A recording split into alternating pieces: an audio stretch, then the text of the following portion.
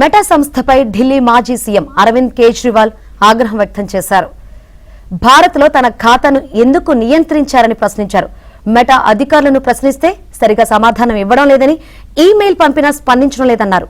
ప్రధాని మోదీ ఒత్తిళ్లకు తలొగ్గొద్దని మెటా సంస్థకు కేజ్రీవాల్ సూచించారు.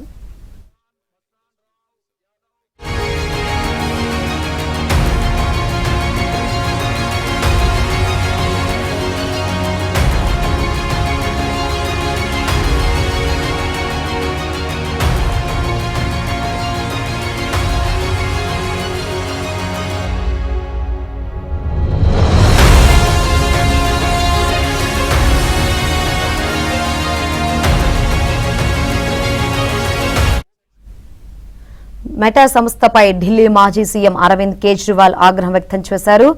భారత్లో తన ఖాతాను ఎందుకు నియంత్రించారని ప్రశ్నించారు. మెటా అధికారులను ప్రశ్నిస్తే సరిగా సమాధానం ఇవ్వడం లేదని, ఈమెయిల్ పంపినా స్పందించడం లేదన్నారు. ప్రధాని మోదీ ఒత్తిళ్లకు తలొగ్గొద్దని మెటా సంస్థకు కేజ్రీవాల్ సూచించారు.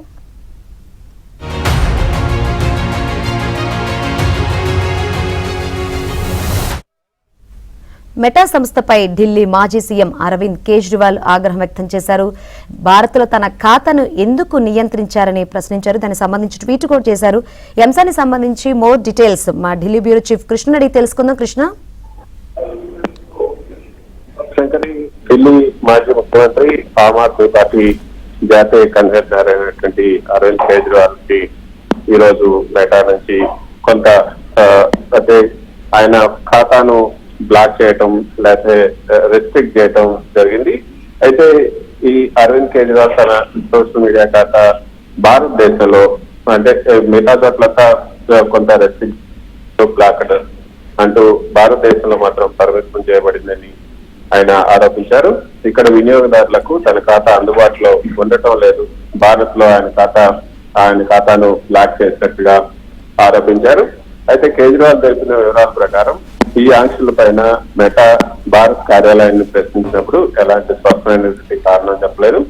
పరిమితులను కూడా ఆ యొక్క రెస్ట్రిక్షన్స్ కూడా ఎలా తొలగించాలో కూడా మార్గదర్శకాలు ఇవ్వలేదు అన్నది ఆయన చేసినటువంటి ఆరోపణ. అయితే ఆయన చేసినటువంటి మెయిల్లకు కూడా సరైనటువంటి స్పందన కూడా రావడం లేదు. అయితే కేజ్రీవాల్ మెటా సంస్థ ప్రధాని మోదీ ప్రభుత్వం ముందు తలవంచకూడదని హితవు పలికారు. ఒకవేళ ఇలాగే నిబంధనలు విధిస్తూ రేపు భారతదేశంలో కేవలం ప్రధాని సొంత ఖాతాను మాత్రమే నడుపుకోవడానికి అనుమతించే పరిస్థితులు వస్తాయని కూడా ఆయన విమర్శించారు. అయితే శంకర్, మనం చూస్తున్నాం ఇటీవల రోజుల్లో ఈ గ్లోబల్ టెక్ దిగ్గజం మెటా ప్లాట్ఫామ్ లో కంటెంట్ నియంత్రణ, ఈ అల్గారిథం లోపాలు, అదేవిధంగా రాజకీయ నాయకుల పోస్టుల పైన ఆంక్షల వ్యవహారంలో తీవ్ర వివాదాలు అయితే జరుగుతున్నాయి. ఇటీవల ప్రధాని మోదీ కంటెంట్ కి సంబంధించి కూడా మెటా అల్గారిథం లోపాల వల్ల ఆంక్షలు ఎదురై ఆ తర్వాత మెటా క్షమాపణ చెప్పడం, అదేవిధంగా పార్లమెంటరీ కమిటీ కూడా దీనిపైన వివరణ కోరినటువంటి స్వార్థ ఘటనలు కూడా జరిగాయి. ఈ నేపథ్యంలో ప్రతిపక్ష నేతల ఖాతాల పైన పరిమితుల పైన గలమెత్తడం మరింత రాజకీయ వేడిని పెంచిందని చెప్పొచ్చు.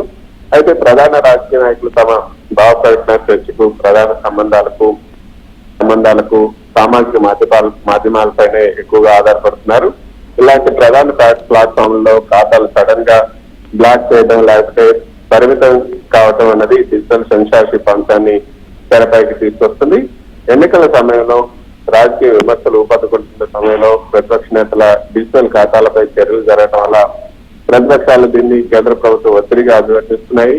మెటాను కూడా కేంద్ర ప్రభుత్వం నియంత్రిస్తుందని కేజ్రీవాల్ ఆరోపించడానికి కూడా ఇదే ప్రధాన కారణం అని కూడా మనకి అర్థమవుతుంది. అయితే మెటా వంటి డిజిటల్ సంస్థలు కంటెంట్ ఫ్లాగ్ అయినప్పుడు లేకపోతే అకౌంట్ రెస్ట్రిక్ట్ అయినప్పుడు తగిన కారణం చెప్పకపోవడం, కస్టమర్ సపోర్ట్ లేకపోవడం, స్పష్టమైనటువంటి రీసొల్యూషన్ మెకానిజం కూడా లేకపోవడం ఈ సమస్యను మరింత క్లిష్టం చేస్తుందని చెప్పొచ్చు. టెక్నికల్ గ్లిచ్ అని చెప్పి తప్పించుకోవడం పైన వినియోగదారుల్లో అదేవిధంగా నాయకుల్లో కూడా తీవ్ర అసంతృప్తి ఏర్పడుతుంది.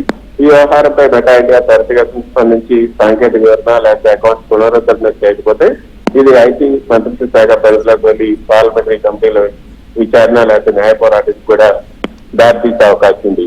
Shankar. Yes right, thank you Krishna.